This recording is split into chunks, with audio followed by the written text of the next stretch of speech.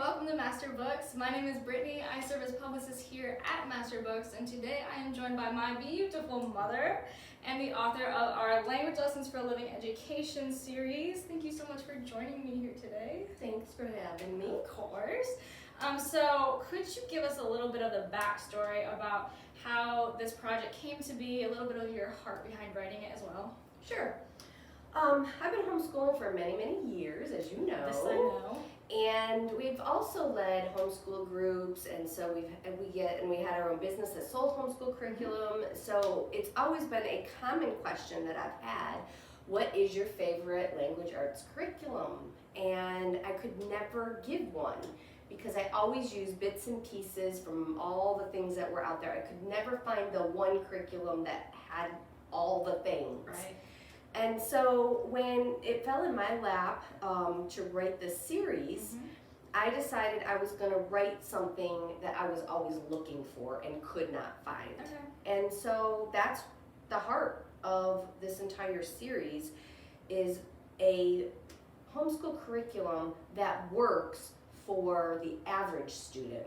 Awesome. Well, could you kind of tell me how the scope and sequence of each of the levels works, how it kind of builds throughout the course, as well as if there is a placement test, or how a parent would go about determining if their student is ready to jump into level 1? Okay, well, let me start first with the placement test. We do have a guide. It's not an actual test, but the guide that's on our website tells you exactly what skills a student should have mastered before entering into any one of these levels. And just a little bit of side note, if you're going from level 6 into writing strands, we do suggest that you do the writing strands placement test.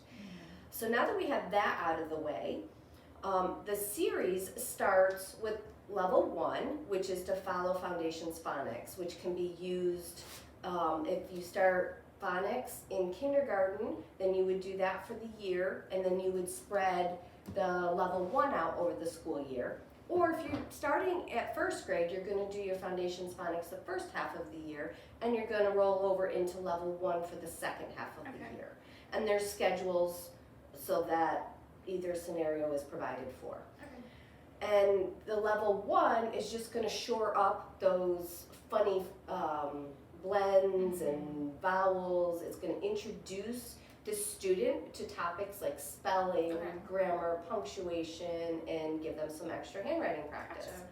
Okay, what are the additional resources that are required for level 1? Okay, we have a set of 3 books. We have, first of all, we have Charlie and Trike and the Grand Canyon Adventure. Awesome. And then we have, oh, I love this one, Not Too Small at All. This has become such a favorite with the kids. They just love this sweet one. And then last but certainly not least is The Door of Salvation. And this one has actually resulted in kids accepting the Lord, which is super really awesome. Yeah, it's really cool. So those are required. You cannot use the course without those books. Okay. And then you're going to roll into level 2. Now, level 2 is actually the only one that doesn't have required readers. It doesn't mean that the children aren't reading. It's just the parent is providing all of the extra books that they're going to be reading. And so they're going to roll into level 2, and they're going to gain a little bit of a foundation in all those skills that we started learning in level 1. And basically, you know, you're going to cover your grammar, your spelling, your punctuation, all those important skills. Each level is going to build on. So in the younger grades, kids aren't required to master all of that. That's something that a lot of parent teachers may not be familiar with, the fact that kids this age, they take this entire time to really get some of these concepts. And so they are repeated throughout each level. They just go a little bit deeper. So a little bit more is required. So even when they come to the reviews, I recommend open book and give them access to the material that is in the back of the book, because we want to set up the habit of looking up information, because in today's day and age, that's what we do. We get on our phones and we look it up. And so we want to teach them that skill. And so that's what they're going to do as they move through the series. They're going to get used to, oh, I forgot what a noun was. Let me just look in the back of the book. It's there. Right. I'll find it. Oh, yeah, that's right. And children need a lot of repetition to learn these grammar concepts, spelling concepts, punctuation, all of those things. Yeah, awesome. Okay, so that one does not require any additional resources. How about when we're moving into level 3, what's that one kind of looking like? Okay, so levels 3, 4, and 5 use this wonderful little book, 101 Favorite Stories from the Bible. And what they're going to do is on day 4, they're going to read about a scripture passage. If you want, you can actually look it up and read it directly from the scripture. Nice. They are going to get some sketch work. It really is going to focus them in on details. If a student is just not as keen on the artistic side, you can have them just pick one element. They could pick this little house up here and just draw that. Or they could, hone in on one person and just draw that part of it. And they're going to get in some copywork. Copywork is really an amazing tool. It's not just mindless work. It's actually building memory skills. It's doing a lot to help them in the reading process. And so they're going to copy some of the stuff, and they're going to answer questions. Awesome. And so they're going to use this for all 3, so you don't have to keep buying this book. Awesome. Okay, and then rolling into level 6. So that one, like she said, is available for books 3, 4, and 5. What you got for level 6? Level 6, they're using the 10-minute Bible journey. And they're going to use it in a little bit different way than what they do the 101. Okay. But they're still going to be doing some copy work. They're still going to be interacting with lessons from Scripture. So we have here the basic reading, and then they cover the primary passages, which your students may want to look up. There's a key verse and a wrap-up of that lesson. Okay. And so again, it's going to go through and teach different things from the Bible. Awesome. So I would love to, if we can, take one of the levels and kind of jump into an overview, kind of opening it up, seeing what the front matter looks like, kind of seeing the week to week, the day to day, what that's going to kind of look like as a student gets into it, and then looking at the back end material and just seeing kind of what's included and what's not. Would you mind taking one of the levels and kind of guiding us through that? So let's take a look at level 3. Awesome. So we're going to open it up here, and the scope and sequence is in the front, and it shows just a breakdown of each week's lesson and what the student is going to cover. So that gives you a great idea of what they're going to be learning. Just some basic course objectives in the front, and a course description, and a required 101. And then there's just a little bit of encouragement and a note from me. Awesome. And then it rolls into about this course. I highly suggest that the parent-teacher read through these sections. So it covers the stories, poems, psalms, independent reading, oral narration, memorization, writing a paragraph, all these different elements that are in the course. And that's in each of these levels? Yes. Like tailored for the individual Tailored, levels? exactly. Awesome. And then if you get hung up, or your student gets hung up, say on writing a paragraph, it's good to just look back, reread it. Gives just some helpful tips and pointers and understanding how the course works. Awesome. So again, this just covers all the different elements. Then we have our wonderful daily schedules that are just loved. I love masterbooks daily schedules. Yes, it makes it so easy to plan and organize. They are a game changer for me. Right now, I'm only homeschooling 4 students. I've Well, I can done up to say 5 or 6 at a time. as a student using different curriculums, this was my favorite, and that's unbiased, that this was my favorite way that the schedule was broken down for them, because it's easy to just check off as soon as I was done.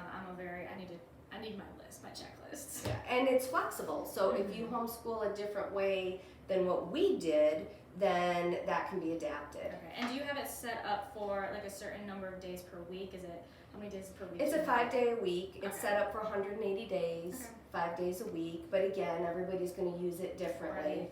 But that would be a typical school year schedule. So what we're going to do is we're going to start off, we're always going to start the week off with some sort of special feature. Those special features rotate because we want consistency. Students love consistency, but we don't want so much repetition that it becomes boring. And so I changed it up a little bit to keep kids from just that again. We want them to stay engaged, because an engaged mind is a mind that's going to learn a whole lot more. Yeah. So you'll notice that there are sentences that are highlighted. Those are the suggested sentences for the average student. So this would be level 3, so roughly 3rd grade. So the average student should be able to read these highlighted sentences. Now, because children are all over the place in their ability, especially with reading, you can go ahead and have them read the whole thing, or you can only have them read 1 or 2. You can tailor this to meet the needs. But we wanted to give parents a starting place, and this would be the starting place. And then we do have questions, but you're also welcome to just have them tell back what the story was about. And then there's always some sort of special activity that engages the mind in some sort of creative way. In this particular level, they're dealing with grouping. So that was day 1. That was exercise day 1 and day 1. Right. Now days 2 and 3 are always the nuts and bolts of your grammar, punctuation, and then there's always an application. So if they're learning about a noun, they're going to write using a noun, because that was something that I found was lacking in some other programs, is they learned all these things but never actually used them and applied them. And so the point is to not just learn about nouns, adjectives, and those sorts of things, but to actually use them. Apply them Right. And so then we come to the 4th day, and that's when we're going to interact with the 101 stories in levels 2 through 5. It's a little different. They interact with them sometimes on 2 days in the 10-minute Bible stories. And so this is where they're going to draw their picture. This is where they're going to do their copy work. And then the 5th day is spelling. Now some people wonder, well, why is spelling only on 1 day? And that's to make it flexible. Some students don't need more than a day of spelling. They just come by it naturally. They're born to be natural spellers. And so, you know, for those kids, rather than having to spend so much time, they're able to just do it on the 1 day. For the kids that need more practice, there's no reason why they can't be studying these all week long and doing some of the exercises throughout the week. It also, if you have your own spelling program, because spelling is one of those things you just can't please everyone. And so if they have their own, they can easily slip that in that way. And then we start a new week again, and you'll see another special feature. In this case, it's picture study. And so we rotate doing the little readings with scripture study, poems, psalms, proverbs, those sorts of things. And so that's going to rotate. And so you're just going to follow this pattern as you go through. Now you will see a couple of features. One feature is going to be a little teacher reminder, not this particular one, but a reminder like that will say, remember to give your kids extra books to read. Because parents... The extra books to read being these books, or being in No, addition to that? in addition to that, we provide a list in the back of the book of masterbooks recommendations, but parents are also free to choose if they want to go to the library or off their own shelves. I would select books that are going to engage your student in the joy of reading. That's what we want to encourage, which is why I don't select the books for you, for the parent. I allow the parent and the student to work together to select books. And there's resources in the back. There's a list where you can write down the selections, or you can use it as a way to track what the student has read that year. And it's really encouraging and engaging when the student gets to participate in what books they're actually going to be reading for their reading practice. And then we also have the Create Your Own Dictionary, where in the back of the book there's pages that you can reproduce, or you can download the full thing and print them off. In the Create Your Own Dictionary, it can just be really simple. It builds their vocabulary in a really fun way that they can save and keep adding to it each year. And so for the younger levels, they're gonna just draw a picture of the word, and they're gonna write just a word or two of what it means. That's fun. It is fun. And, you know, we have found it's interesting because sometimes parents will be, oh, I just don't want to do that and it's too much. Well, they'll find when they do, their students actually really love it. But on the flip side, sometimes students just get tired out. And so I really recommend only doing a few words if that's what is fun for your student. You don't have to do them all. Just, you know, pick a few, let your student do that. And every few months, maybe add 1 or 2 words to increase their stamina. Yeah. Awesome. Well, jumping in, you kind of mentioned in some of the stuff in the back. Like, love to kind of just go over quickly what items are in the back, anything that the teacher would need to add to the course, or if everything's included. Could you just kind of go over this back of the book matter? The back of the book is exciting to me, but it also gets missed a lot. So I really recommend that you dive into the back of the book, really see what's in the back, because there are all sorts of extra charts and helps. If you need a little extra practice or not practice, but a little extra help in assessments, we have an optional assessment guide in the back. Does this series use tests or quizzes at all? There's reviews at the end of each quarter, and then the last quarter is all review. And so we recommend using the reviews if you're required to get, have quizzes and tests and all of that. But you can also track your students' progress by using this assessment in the back. Independent reading list, recommended book list, create what you were kind of mentioning just a minute ago. Create your own dictionaries here. Now this is where the fun begins, activities and games. So this is where another sticking point, friction point that we like to say, happens. So we have one student that just eats it all up, learns it instantly, and on they go. Then we have other students that really struggle with some of these concepts.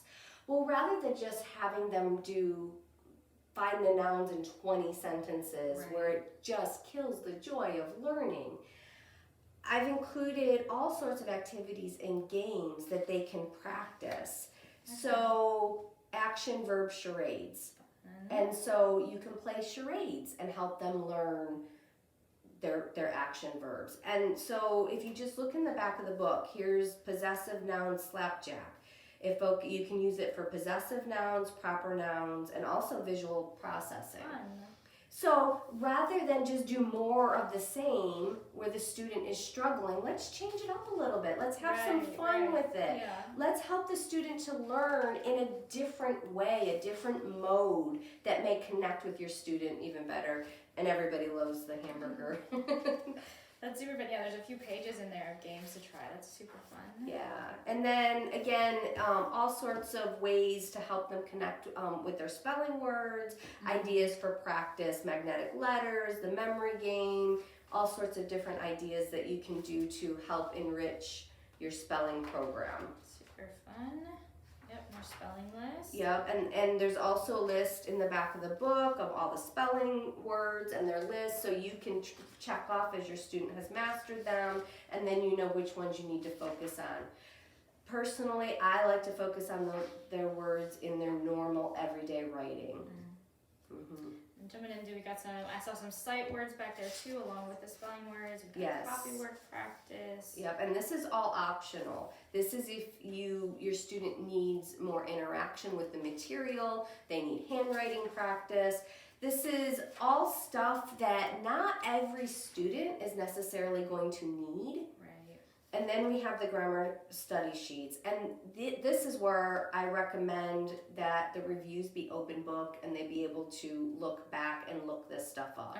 So in the lower courses, it's in there in the order that they're introduced in the book.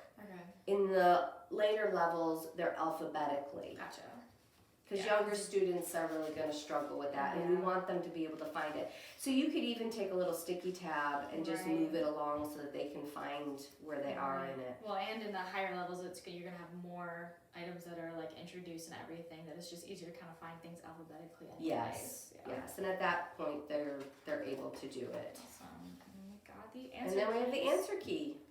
Awesome. So the way that the language lesson series is designed is that the questions that are numbered have answers in the answer key. Gotcha. That's awesome. Well, thank you so much for diving into that. Do you have any additional teaching tips for parents that are they're looking into getting this or they're using it? Anything that you found either works really well for you and your students, or that you've noticed that other people have utilized in their homeschool that have helped them work through this course? I think one of the biggest things is remembering that there's all that material in the back of the book. And also, it's okay if your students don't grasp some of these language concepts right off the bat. Right. It just takes years of repetition. Every language arts course repeats a lot of this stuff every year because it just takes time to get it into a student's long-term memory. Right. The important thing is that they're making progress. And applying it, because I think you use a lot of like real life application throughout the course as well. So. Absolutely. That's key to me. Yeah. Well, awesome. Again, thank you so much for joining me today. This was super fun. And thank you guys for watching. We hope that this answered some of your questions that you might have had about language lessons and helps you make an educated decision for your homeschool. So thank you so much and God bless.